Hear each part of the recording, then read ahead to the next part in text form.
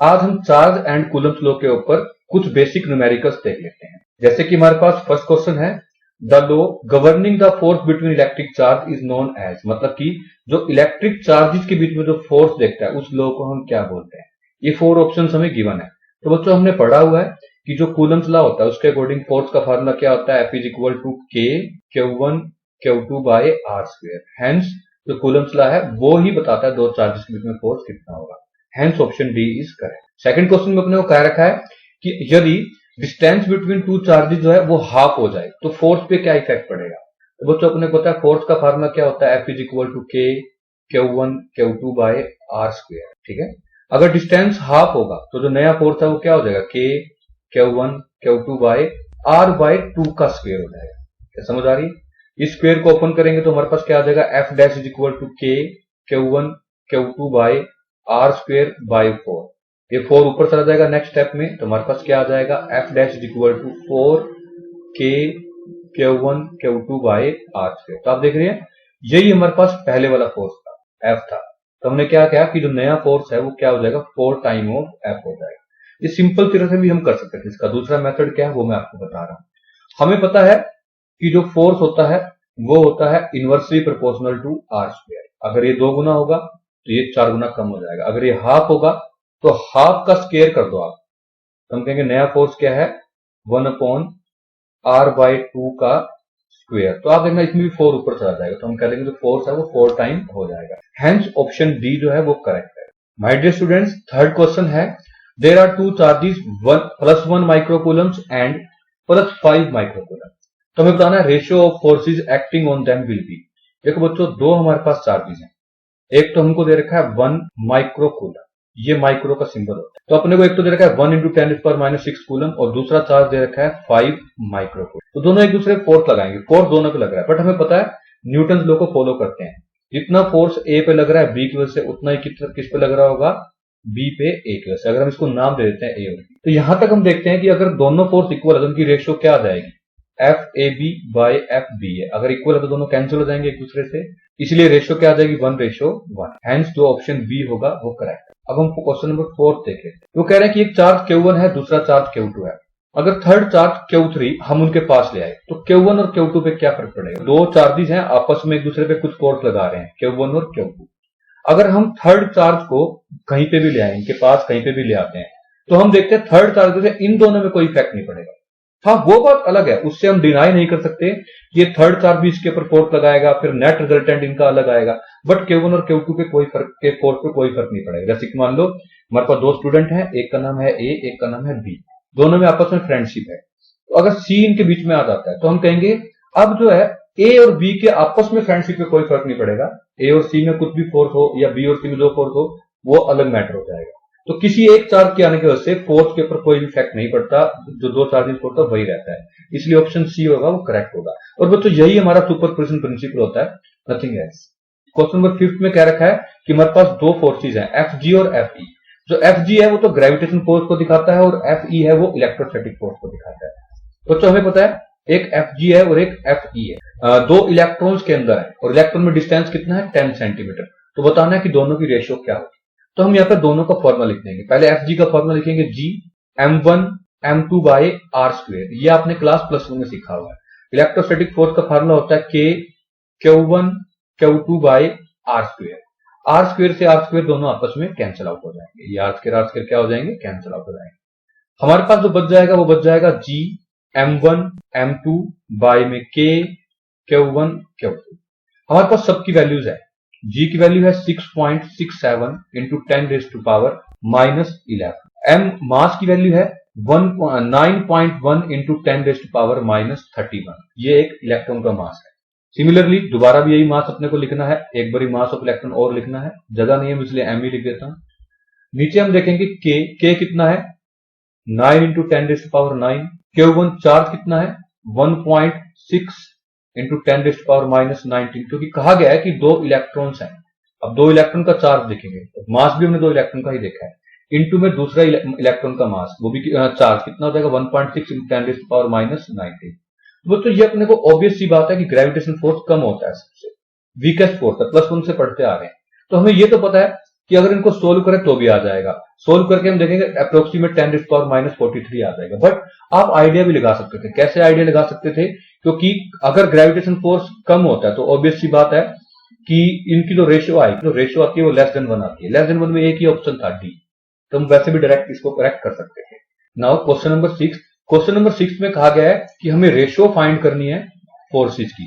दो small spheres के बीच में फोर्स लग रहा है विद कांस्टेंट चार्ज, दोनों में चार्ज भी क्या है? कांस्टेंट। अगर एक ए तो वो एयर में पड़े और बी कहां पड़े हो? मीडियम में। मतलब कि अगर दो चार्जेस के बीच में फोर्स की रेशियो बतानी है, पहली बात तो वो एयर में पड़े हो, फिर कहां पड़े हो? मीडियम में। तो एक डायरेक्ट फार्मूला होता है F naught by F N, यही होता है epsilon M by epsilon note.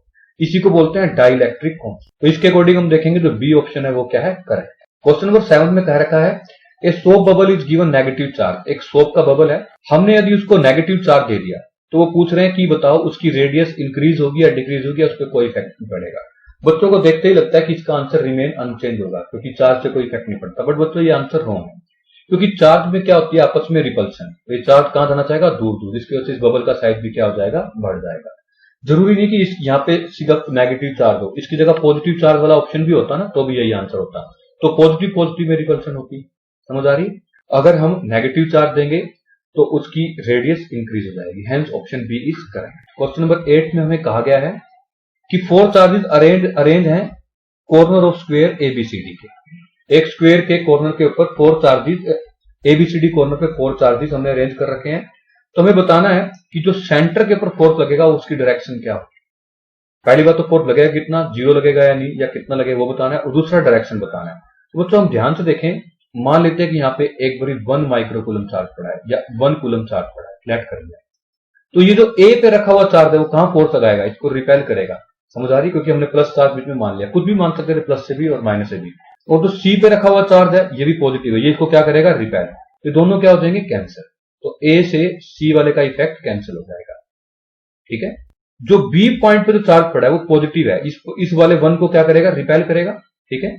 और जो -2 वाला क्यू केवल चार्ज है वो क्या करेगा? इसको अपनी ओर अट्रैक्ट करेगा। तो ओवरऑल ये इफेक्ट ऐड हो जाएंगे। तो हम कहेंगे ए फोर्स ऑफ ए और फोर्स ऑफ सी इक्वल थे और अपोजिट थे। अपोजिट के लिए मैंने माइनस साइन लगा दिया, इसीलिए ये तो क्या हो जाएंगे? कैंसिल। हालांकि फोर्स बी वाला भी उतना लगाएगा और फोर्स डी वाला भी उतना लगाएगा, बट ये अपोजिट नहीं है, ये दोनों क्या हो जाएंगे? ऐड हो जाएंगे। तो नेट इफेक्ट कहां पे आ जाएगा? इस तरफ की ओर आ जाएगा। इस डायगोनल को हम क्या बोलते हैं? इस डायगोनल को हम बोलते हैं बी डी की तरफ। ठीक है। तो हम कहेंगे सी ऑप्शन करेक्ट है, along the diagonal B D. Question number 9 में हमें कह रखा है in absence of other conductors the surface charge density, मतलब कि सरफेस चार्ज डेंसिटी के बारे में पूछा गया है। हमें पता है 3 तरह की अलग अलग चार्ज डेंसिटी होती है। चार्ज अपॉन लेंथ को बोलते हैं linear charge density, charge upon area को बोलते हैं हम सिग्मा सरफेस चार्ज डेंसिटी, और चार्ज अपॉन वॉल्यूम को बोलते हैं रो। ये दिखाता है वॉल्यूम चार्ज डेंसिटी को। कौन कौन सी चार्ज डेंसिटी होती है? Linear charge density, surface charge density, और थर्ड होती है वॉल्यूम चार्ज डेंसिटी। तो अभी हमसे क्या पूछा गया है कि सरफेस चार्ज डेंसिटी है वो क्या होती है। तो हमें देखते हैं कि इसके अंदर जो सी ऑप्शन है वो डायरेक्ट इसका आंसर बनता है। मतलब कि सरफेस चार्ज डेंसिटी है वो किस पे डिपेंड करती है? सिग्मा होता है चार्ज अपॉन एरिया।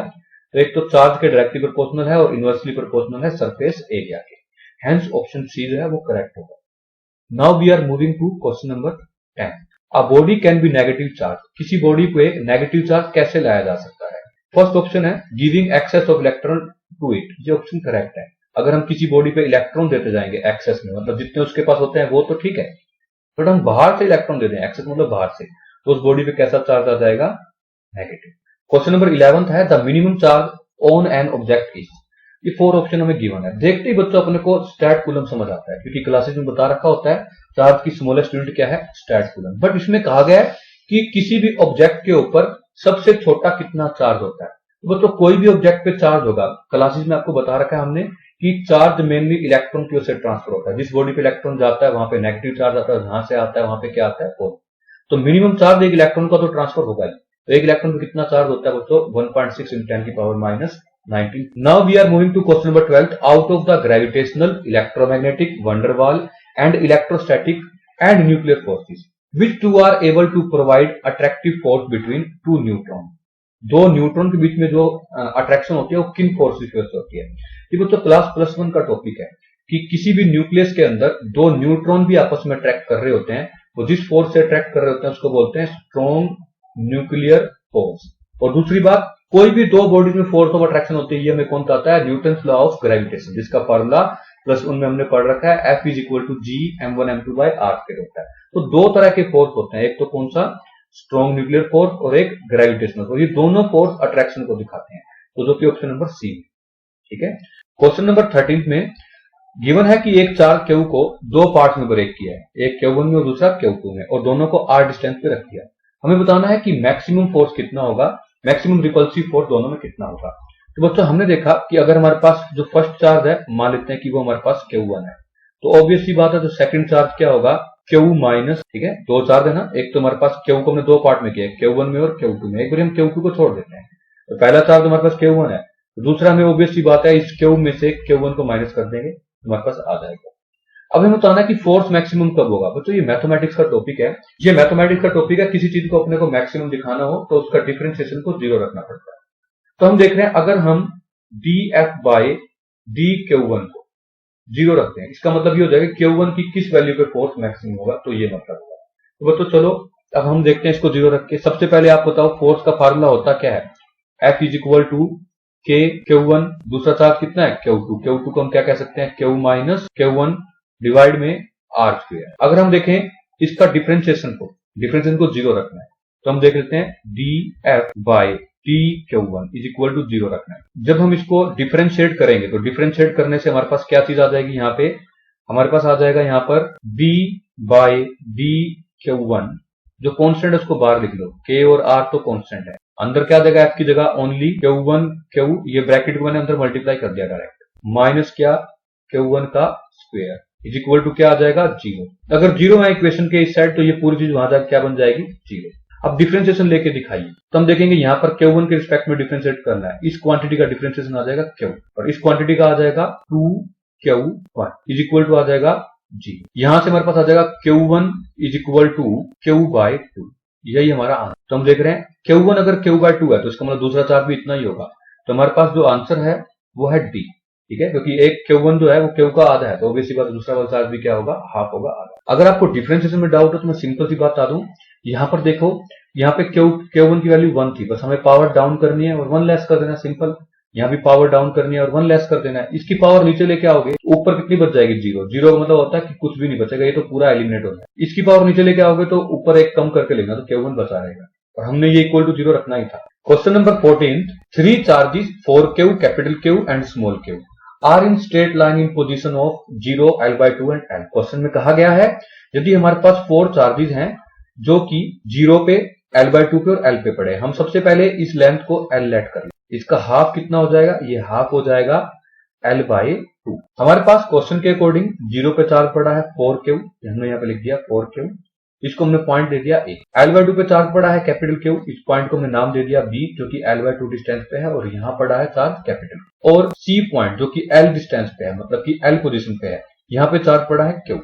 क्वेश्चन के अकॉर्डिंग हमें ये बताना है कि अगर स्मॉल q के ऊपर रिजल्टेंट फोर्स 0 है तो कैपिटल Q की कितनी वैल्यू होगी। तो हम देख सकते हैं बच्चों कि फोर्स जो C पे देखना है वो हमें 0 के इक्वल रखना है। जो फोर्स है वो दो चार्जेस की वजह से है, एक तो force on C due to A plus में force on C due to B, दोनों इक्वल करके 0 आने चाहिए। अगर हम देखें CA इज इक्वल टू लिख दे तो क्या बन जाएगा? माइनस का CB। चलिए हम देखते हैं अब यहाँ पर force on C due to A। पहले आप C और A में फोर्स देख लो, C पॉइंट पे ये पड़ा है और A पे ये, क्या फॉर्मूला होता है? K Q1, पहला चार्ज कितना है? 4Q, Q2 वो कितना है? Q डिवाइड बाय, दोनों में डिस्टेंस क्या है? A और C में L, तो क्या आ जाएगा? L का स्क्वायर इज इक्वल टू, फिर हमारे पास यहां पर देखो माइनस का सिंबल। अब C और B में अपने को फोर्स देखना है, C और B में, इन दोनों पॉइंट्स पे C और B, ये हमारे पास इक्वेशन में माइनस का K कैपिटल Q, पहला चार्ज लिख दिया, स्मॉल q डिवाइड में, दोनों में डिस्टेंस कितना है? L/2, इसका हम स्क्वायर कर, तो हमारे पास देखेंगे K से K कैंसिल हो जाएगा, एक Q से Q कैंसिल हो जाएगा, L स्क्वायर से L स्क्वायर कैंसिल हो जाएगा, क्योंकि स्क्वायर था नीचे बस 4 बन जाएगा, और क्या है हमारे पास? 4Q इज इक्वल टू, ये 4 ऊपर चल जाएगा, क्या बन जाएगा? माइनस का 4 कैपिटल Q। हमें कैपिटल Q की वैल्यू बतानी, तो इसलिए इस -4 को नीचे ले जाएंगे इधर आकर, तो ये क्या बन जाएगा हमारे पास?